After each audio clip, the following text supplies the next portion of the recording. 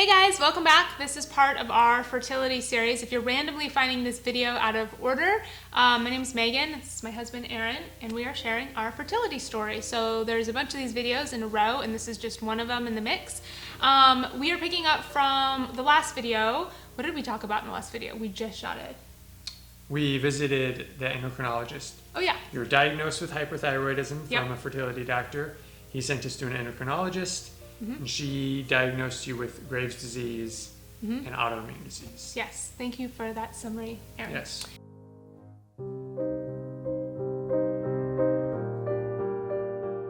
Okay, so we met with an endocrinologist. She diagnosed me with Graves' disease and a type of autoimmune disease and gave me the standard treatment options. And I said, thanks. And then in my head, I said, but no thanks for right now, because we wanted to meet with a naturopath. So I did look up and I tried to find a naturopath who said that they specialize in definitely women's health, fertility, and thyroid conditions, because I wanted someone who really understood what was going on.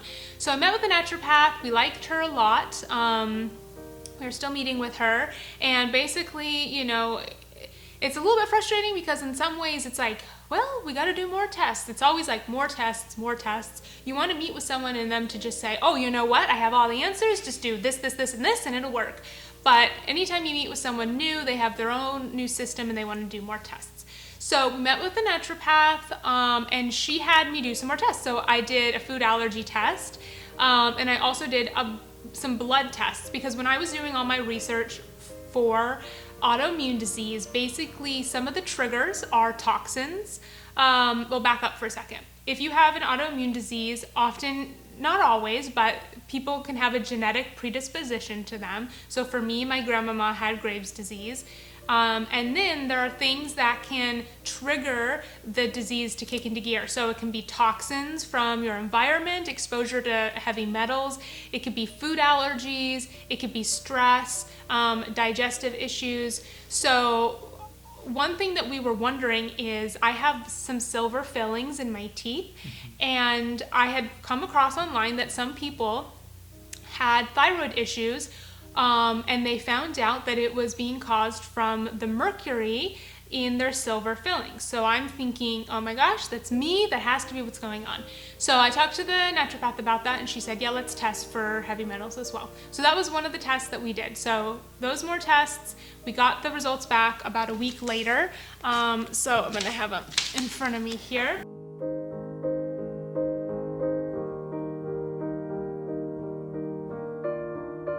So basically we'll talk about, is there anything you want to add before I share the results? I was just going to say the tests were a blood test, simple prick of her finger for the food allergies, which we did, and then the urine test. Oh, a urine test. I have a picture, which we will insert here, of us preparing the test for me to follow. Do you remember what we did? You do 2 samples, plain, or you just everyday your urine. And then you take a chelation pill, which helps to get rid of toxins in your system if you have them. Toxic metals. And then you do another sample afterwards. So then they compare the 2 urine tests to see how much metals is in your everyday and how much after the chelation pill. Yeah. And then we wrapped them up and FedExed them. We sent my urine off in the mail. That's right. They had no idea what it was. It went to some lucky person who got that, and their job is to test that. So you, whoever you are, God bless you. So these are the results. And again, it's been a few months, and it wasn't emotional at this point. The whole thing is emotional. The whole thing is frustrating. I wish we had 5 kids, but we'll get there. So I don't want to, like I said this before, seem flippant about, this whole process, but we just want to share with you what's going on.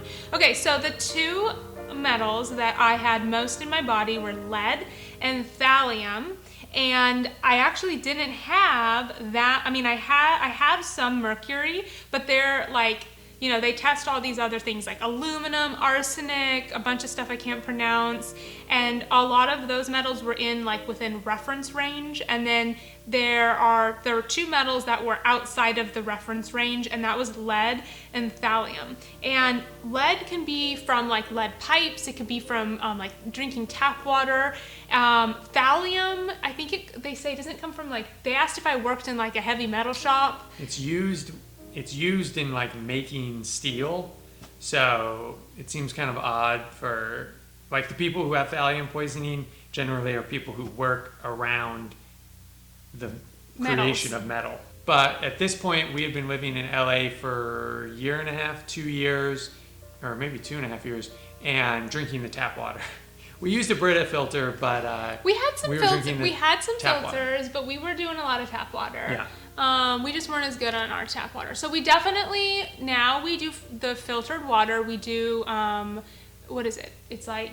We drink like alkaline water from a water store that we go to like a special water store and it filters it super special, and it stays in our fridge. So hopefully that helps. I'm going to talk about the whole treatment plan in the next video, but today I'm just talking about meeting with a naturopath and the results that we got. So that was the first thing. We know that I have thallium and lead, and we want to get rid of those. See ya later. So I'll talk about the treatment plan to get rid of those. And then the next thing is the food allergy test. So I have some food allergies. Now, the interesting thing about food allergies, I'm a dietitian. I help people with dietary changes who have food allergies. And one thing is, often when you have a food allergy, you sometimes know. You eat foods, you get digestive distress, you get bloated. You feel physically different when you're eating those foods. For me, never felt better. I feel great. So I couldn't say that any of these foods that I had a moderate. There was only 2 foods that were like, avoid these foods. But most of them were like moderate allergies. But okay, so the interesting thing about these food allergies, I had a food allergy test done years ago and I didn't really have any issues. But all of these, there's a bunch of beeping outside. Hopefully you guys can't hear that. You probably can't hear it.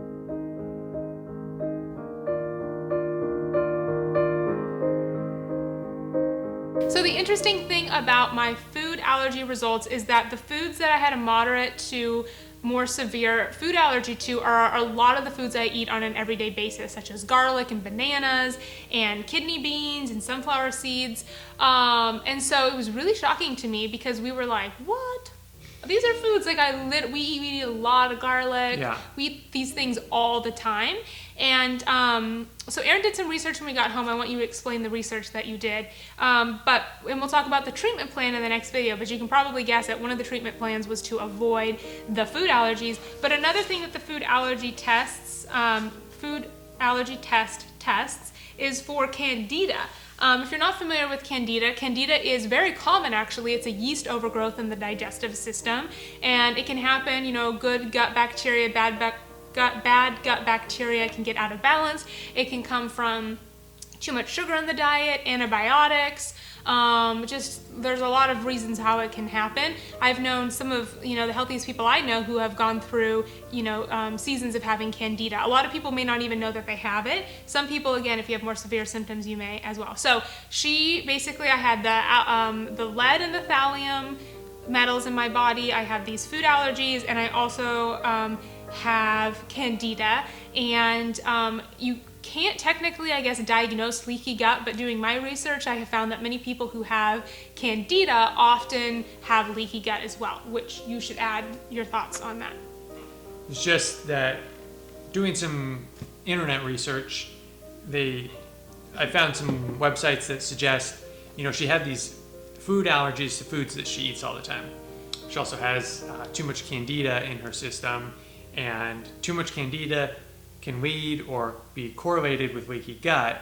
And when that happens, if you have leaky gut syndrome or whatever they call it, whatever you eat leaks from your gut into your system, which is not supposed to be there. So your blood, your immune system attacks it. And that causes the antibodies. Causes the food allergy. So the fact that, so she has a food allergy to garlic, well, that's because potentially because she eats garlic, it then leaks through her leaky gut, and then her immune system attacks it. So it's what it's saying is it's not necessarily a food allergy that she was like born with and that she should have always avoided her whole life. It's that it's in this scenario where she has candida, overgrowth, leaky gut, then the food she eats are becoming immune issues. And I believe when you have these food allergies and your immune system is attacking them, that can also it just throws off your immune system, which is kind of like an autoimmune disease. So it's all correlated. Well, how it connects is if you're having these, because your gut cell wall, technically I think is one cell layer thick, it's very thin. And when you have the leaky gut, these small particles of food can get through your gut layer into your bloodstream. They're then foreign invaders in your bloodstream, so that elicits your body to have an immune response reaction. What happens with an autoimmune disease is your body no longer can distinguish between foreign invaders in your own cell tissues. So for someone who has leaky gut, and maybe you have these foreign food particles getting into your bloodstream, and it's not like a particle, it's not like a chunk of bread is like getting into your bloodstream, it's like microscopic. But what happens is it puts your body in like overdrive, and your antibodies will be attacking the food particles, but they also can start attacking your healthy cells. So the interesting thing about autoimmune diseases is that there's over 200 different types, and depending on where the antibodies are attacking your body, that's the type of autoimmune disease you have. So for someone with hyper or hypothyroidism, the antibodies are attacking your own healthy thyroid tissue cells. If you have, celiac disease or Crohn's disease, it can be attacking your digestive system. Just depending on what part of your body the cells are attacking, that's how you get labeled with the type of autoimmune disease that you have. But what's so interesting, like I said, is that a lot of it, supposedly, again, this is things I'm researching online, can all kind of stem from the same source, and that's why it's really important to figure out like what is the root cause, what is causing my body to produce all these antibodies that are then attacking my thyroid. If we can reduce the antibodies, then maybe we can help my thyroid hormones get back to a normal level. That's the theory, that's the hope. And so if we can fix the leaky gut, we can seal up the gut and get the walls of my gut to be healthy and strong again. We can get rid of that candida, we can get the digestive system back in a really healthy place, then supposedly that could help things all around get back to a healthy place. And so meeting with the naturopath, we met with the naturopath once, we did the tests, we met with her again to go over the results, and in the next video we're going to talk about the treatment plan. But hopefully this video wasn't too all over the place, but I wanted to share with you our test results from the naturopath. And that's what we did in this video. Do you have any other questions or thoughts? Questions? I do not. Any other thing you want to share with Nope. anybody?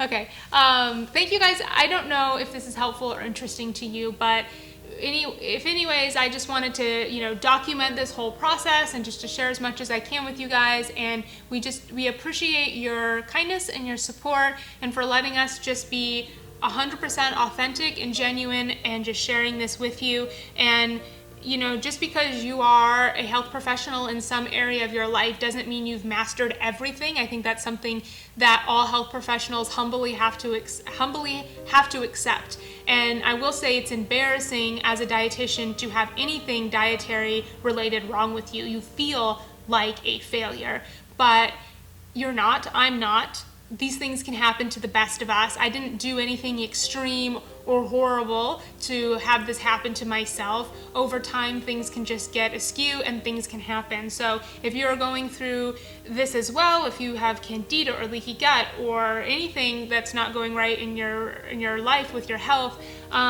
these things just happen. But what we can do and what I'm finding out is we can find the answers, we can get to the root cause of what's going on, and we can do everything absolutely in our own power to heal and to hopefully put our diseases in remission or to get better. And it's why not try the natural route if you can.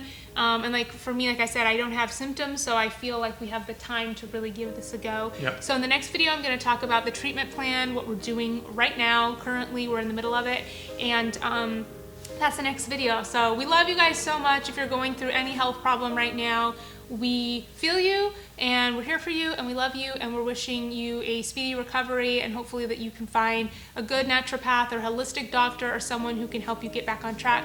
And we love you and we will see you in the next video. Bye guys.